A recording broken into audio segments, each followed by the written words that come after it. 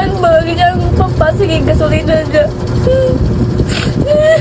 Ang itang mga anak ko, ang mga pasawa dyan mo. Ito tapos, na, pati mo ganyang mga anak kung ka ng, ang ganyang papa ng disentag ka ng drive kung ka ng motor kayo mag-deliver yung mga pagkaon. Ang sila sige lang, inom-inom nga na. Hindi mo itong, ang isang papa ay isa ka adlaw diyang papawa ang nagpakita sa buntag na pag-ulibas diya nga nakikas ko na kay namatay naman diyang papa diya. Kadang na yung mga sakit sa baga nagkuha sila sa kama nagpangakuan ba ka ng